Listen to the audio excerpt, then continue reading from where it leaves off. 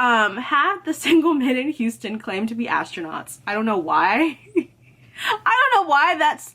Anyway, moving on. I don't know why that's the assumption that that's the first occupation they think, oh, I'm an astronaut. Like, I can't go to NASA and check that. Anyway.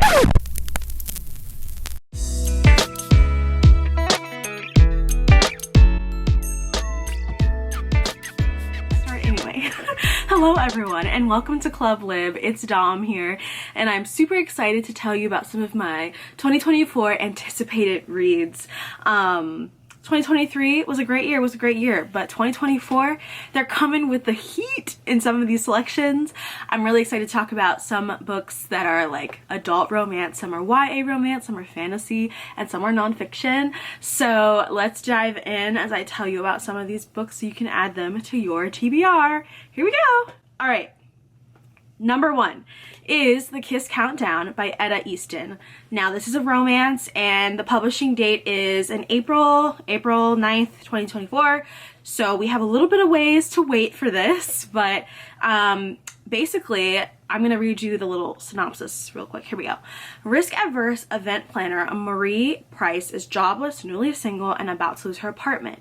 With no choice but to gamble on her shaky startup, the last thing she needs was to run into her smug ex and his new, less complicated girlfriend at Marie's favorite coffee shop. Panicked, she pretends to be dating the annoyingly sexy man she met by spilling an Americano all over his abs. Really all over his abs. Anyway, here we go. He plays along for a price. There's always a price with men. Always a price. Have the single men in Houston claim to be astronauts. I don't know why. I don't know why that's... Anyway, moving on. I don't know why that's the assumption that that's the first occupation they think, oh, I'm an astronaut. Like, I can't go to NASA and check that. Anyway. Half the men in Houston claim to be astronauts, but Vincent Rogers turns out to be the real deal. What started off as a one-off lie morphs into a plan. For the 3 months leading up to his mission, I guess to space, Marie will play Vincent's doting partner in front of his loving but overly invested family. We love an overly invested family in any book. At least I do. Because I love when we get to meet more than just the MCs. I feel like it makes the world more relatable because I know I have an invested family who's all up in my business. So I know. Anyway, here we go. In exchange, she gets a rent-free room in his house and can put every penny toward her struggling business. He gives her a room? He gives her a room in his home? Okay, what Marie doesn't plan for is Vincent's gravitational pull. While her mind tells her a future with this astronaut is too unpredictable, her heart says he's exactly what she needs. As their time together counts down, Marie must decide if she'll settle for a safe life or shoot for the stars. Shoot for the stars? That's so stinking cute. Anyway, so I was excited about this one because, one, I love a good book that has a like non-conventional career path for one of the MCs, and apparently it's an astronaut, but everyone in Houston, that's an interesting anomaly there. But I'm really curious about this one. I'm curious to see what the family is like, you know, all that, and the cover is so stinking cute. So I definitely will be adding this one to my TBR and highly anticipating this. The next one is Twelfth Knight. Now this one is a YA romance, and this is by Alexene Farol Follmuth, and it comes out in May. So again, a little bit of a wait, but make sure you add it because you never know. You never know. So Viola Reyes is annoyed. Her painstakingly crafted tabletop game campaign was shot down. Her best friend is suggesting she try being more likable. And her school star running back, Jake Orseo, is the most lackadaisical student body president she's ever seen, which makes her job as the VP much harder. Vi's favorite escape from the world is M. Morg PG, Twelfth Knight, but online spaces aren't exactly kind to girls like her, girls who are extremely confident and have swagger to prove it. So Vi creates a masculine alter ego. That's so curious. That's always the solution in these books. Choosing to play a knight named Cicero to create a safe haven for herself, But when a football injury leads Jack Osero to the world of the Twelfth Knight, Vi is alarmed to discover their online alter ego Cicero and Duke Osero are surprisingly well matched. As As the long nights of the gameplay turn into discussions about life and love, Vi and Jack soon realize they've become more than just weapon-wielding characters in an online game. But Vi has been concealing her true identity from Jack, and Jack might be falling for her offline. Okay, alright. It's giving Mulan, but online, and I'm here for it. And again, I just love seeing people of cover. I love seeing people of color on covers. And so again, I think I was drawn to first the cover and then trying to see where the author goes with this one. Because sometimes I feel like this is a constant YA trope we may see where it's like she lies to the other MC to like, for some reason, she's a liar. For some reason, that's the drama. You're lying. But I guess that's just like, that's drama anyway. Anyway, here we go. Moving on. I'm excited about this one. How many times, somebody tell me how many times I say I'm excited about this one, because I feel like I say that quite a lot. All right, number 3, The Perfect Guy Doesn't Exist. By Sophie Gonzales, and this is another YA, and it comes out March 26th in 2024. Ivy Winslow has the house to herself for a week while her parents are away. She's planning to use her newfound freedom to binge watch her favorite fantasy TV shows HMAD and hang out with her best friend Henry. She'll also have to avoid her former best friend's enemy and neighbor Mac. But things quickly go awry when Ivy wakes up to find Weston, the gorgeous, very fictional main character of HMAD, in her bedroom, claiming to be her soulmate. Ivy realizes that her fanfic writing has somehow brought Weston as she imagined him to life.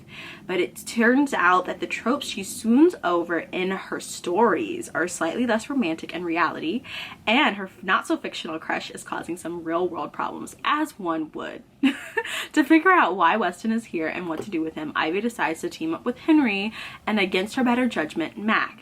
But with Mac back in her life, Ivy starts to wonder if Weston is her perfect guy, if he's the one who's truly perfect for her, or if that was someone else all along. It probably is someone else all along. I'm just gonna say that if a magical person shows up in your bedroom, 1, you need to check yourself into a psych ward. 2, it's probably not the right person for you. But anyway, I'm excited about this. It gives definitely Disney. I think this is a Disney, don't quote me, but I think this is published by a Disney, one of their little houses, but publishing houses. But it gives Disney vibes. I wouldn't be surprised if I saw a YA movie about this. It's cute. Who doesn't love unrealistic YA teen romance? Like, who doesn't love that? I mean, anyway, all right, number 4, I believe, When I Think of You by Myah Ariel. Now, this is an adult romance, and it comes out the 16th of April in 2024, and the synopsis is Kayla Wilson. I was gonna say Kayla Winslow, like from Family Matters, but not, it's Wilson.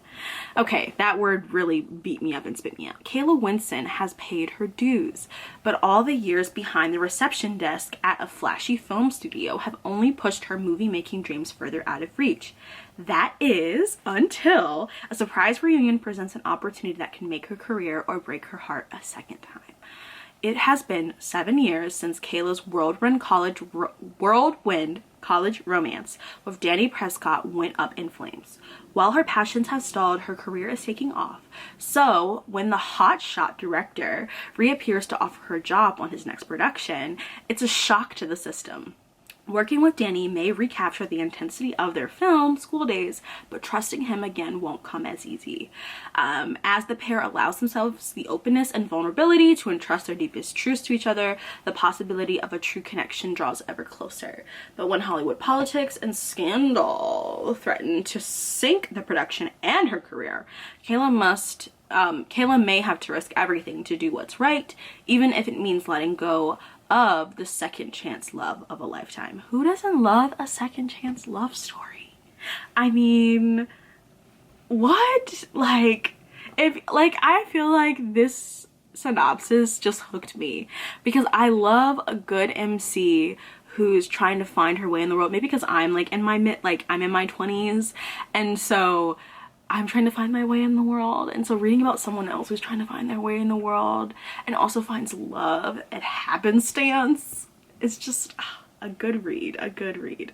Okay.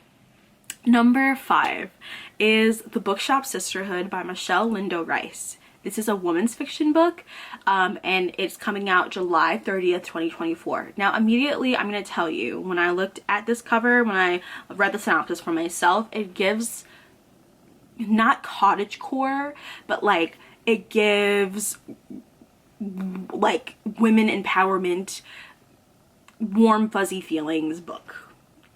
Sweet Magnolias feeling book, you know? So here we go. So after years of hard work, 4 best friends, Celeste, Yasmin, Tony, and Leslie are finally on the verge of opening the bookstore of their dreams. Who doesn't want to open a bookstore with your friends? Like, I do. A place where their community can find solace with an intriguing new read, a comforting beverage. Who doesn't love a comforting beverage? And book-loving friends. But before they can cut the ribbon, their worlds are upended. Tony receives devastating news just months after her wedding, while Celeste's struggling marriage threatens to collapse completely. Womp womp. Leslie learns a shocking secret about her family. Ooh. And a lotto ticket changes Yasmin's life, but not for the better. As the bookstore's grand opening fast approaches, the 4 women must lean on each other now more than ever to navigate their grief and uncertainty. And together, they'll learn that sometimes even life's most unexpected plot twist can lead towards beautiful new things. Oh my goodness. Sweet Magnolias. I have been, while we're awaiting, maybe if there is a next season, I don't know. I've been looking for like a POC feeling, like, I don't know, like experience of female friendships type book, because I love that show. And I had a professor who was telling me, she was like, men are great, but like women are better. Not, and like in the sense of like the friendships and everything that you kind of, and the lessons you learn when you're with other women. Like, it's just something about women empowerment that just really does it, you know? Anyway, moving on. I think we're at number 6. Okay, number 6 is The Partner Plot by Kristina Forest. This is a romance, and it comes out the 27th of February, so kind of soon. To Violet Green, fashion is everything. As successful a celebrity stylist, she travels all over the world living her dreams. Professionally, she's thriving, but personally, her life is in shambles. After surviving a very public breakup with her ex-fiance 6 months ago, we love a very public breakup, Violet is now determined to focus on a career, but life hands her something, or rather someone, that might derail everything. Xavier Wright did not expect to run into his high school girlfriend Violet, the girl he once thought he'd marry, on a birthday trip to Vegas. As a high school teacher and basketball coach, he rarely leaves his New Jersey hometown. So what were the chances? But when the initial shock wears off, they decide to celebrate together. They feel young and reckless as they party the night away, and recklessly they clearly are when the following morning they wake up beside each other with rings on their fingers. What happens in Vegas stays in Vegas, huh? Their impulsive nuptials might be a blessing in disguise, though, when they realize that both of their careers could benefit from the marriage. Marriage by convenience trope? So they play the part of the blissfully wedded couple, yet when their passions come hurling back, they realize their feelings are just as real as they were back when they were teens. But are their lives too different to stick it through, or will they finally get a happy ending? I am a fan of a second chance romance, but it has to be done right. So I'm really excited about this read, but I'm also a little nervous because we'll see. Because sometimes second chance romances, it gets a little trauma bondy. Like, it's like, maybe you guys shouldn't be together. Maybe the answer all along was no. The answer was no. X. Just huge X Factor. Is that X Factor that they do the X's? No, America's Got Talent X. Alright. But the cover is cute. And I do love a good marriage by convenience trope as well. So we'll see how this works. It seems like there's a lot of things thrown into this one, but sometimes a lot of things work really well. So I'm optimistic. All right, I don't even know what number we're on, but the next one we're transitioning to now nonfiction, and this is Forgiveness After Trauma, and it comes out the 26th of March. And this is by Susannah Griffith, and I have started reading this book, and honestly, I quite enjoy it. Basically, I'm not gonna read a synopsis about this one, but basically Susannah, she's a minister, she's a Bible scholar, she's a survivor of trauma, of a very traumatic domestic abuse situation, and I'm not finished yet, but so far I've really enjoyed the kind of lessons she's teaching, because she's offering a biblical analysis of what it means, and also biblical perspective of what it really means to grieve, what it means to lament, what it means to forgive, and what it means to heal at the end of the day. So it's, you know, some people may think it's a controversial take, but I think she hits on some, so far, I think she hits on some important points. So if you're interested in what it really means to like lament from a biblical perspective, or heal from a biblical perspective, or forgive from a biblical perspective, check this one out when it comes out, when it hits the press. I guess it maybe it's hit the presses already. Anyway, the next one is another nonfiction one, and this is by Miss Popular, right? Like book after book after book after book after book after book after book after book after book after book. Jennie Allen, like, I read Get Out of Your Head, and that was my first book that I ever read by her. Actually, did I read something before that? I think I read something else before that, but it didn't resonate with me as much as Get Out of Your Head did. So I will again offer a review of this. I started reading this one as well, but it comes out the 13th of February, so fairly soon. And kind of the premise is, how do we deal with our emotions? Do they get the better of us? Do we push them down? Do we fully express them? Are we living emotionally healthy? What does that look like? What are bad examples of that? What are good examples of that? What are practical examples of that? So basically, the last line, I'm going to read it to you, of the synopsis says, feelings aren't something to fix, they are something to feel. As we discover how to name and navigate our emotions, we'll learn how they draw us closer to the God who built us, soul, mind, and heart. And really, I think that those two lines alone kind of offer a really good synopsis of what that book is about so far. So I really enjoyed it so far. I will again give a review later, but it has been one of my anticipated reads, because I don't know, emotions are wild, and people have thoughts on emotions, and sometimes I feel like as a Black person we feel emotions differently, and the experience of the emotions of anger are different than they are with some of our white brothers and sisters. So I'm just always interested in these takes on what it means to navigate your emotions healthily. So I will give a review for sure. But Untangle Your Emotions is coming out. Check it out also if you, I think many of you would enjoy that one as well.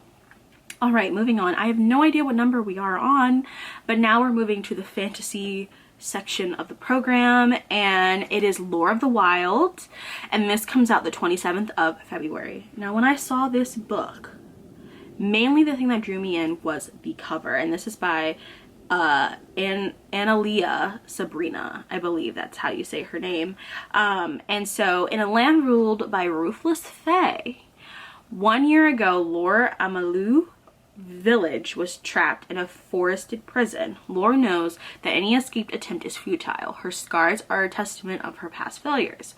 But when her village is threatened, Lore makes it a desperate deal with the Fey Lord. She will leave her hometown and Cadillac organize an enchanted library that hasn't been touched in 1,000 years. So basically, the rest of this book, I read it already, so I'll also offer a review. But basically the rest of this book is just like, we dive into this world that's like, you know, she's trying to navigate it as a human. And I think the thing that's really resonating with a lot of people when they see this cover is the cover and seeing Black Fae. Like, as a fantasy reader and like a person who just like just gobbles that up. It's really nice to see Black fae. It's just period, regardless of your thoughts after you read this book or when you get this book, period. It's just nice to see people exploring what that type of world will look like. So I'm excited. I'm excited for you to be excited, to add it to your anticipated list. So here we go. We're moving to, oh, this is the last one. So this is the last one. And this is Clover Hendry's Day Off. And this is by Beth Morrey. And I believe this is adult fiction as well. And the last book, Lore of the Wilds, is, I thought it was YA, but it is adult. I think it's being marketed as adult fiction. But anyway, moving on to the next one and the last one, which is Clover Hendry's Day Off by Beth Morrey. This is coming out the 30th of January, so this is I think this is the closest one to that's coming out soon. But today is not the day to mess with Clover Hendry. Clover hasn't said no a day in her life until today. Normally, a woman who tips her hairdresser even when her cut is hideous is endlessly patient with her horrendous mother and says yes every time her boss asks her to work late. Today, things are going to be different because Clover is taking the day off. You take that mental health day, girl. You take that mental health day. Today she is going to do and say whatever she likes, even if it means her whole life unravels. What made Clover change her ways? Why doesn't she care anymore? There's more to this day than meets the eye. Clover Hendry's Day Off is a joyful, raging, gallivanting story about putting life on pause, pleasing yourself, and getting your own back, whatever it takes, because when Clover stops caring, she can start living. I mean, did this synopsis give me nothing? Somewhat. Of what to expect, but did it give me everything at the same time? Yes. And so that's exactly why I put it on my anticipated list, because I feel like who doesn't love to see a, like, I don't want to say coming of age, but like adulting book of what it really looks like to live your best life or attempt to do so, or fail miserably at it, but at least you tried. So I'm excited. That last line, because when Clover stops caring, she can start living. As an overthinker, yeah, let's just start living, shall we? So that is my list of anticipated reads for 2024. Just a few of them. I have so many more. My book list is getting higher and higher and higher and higher.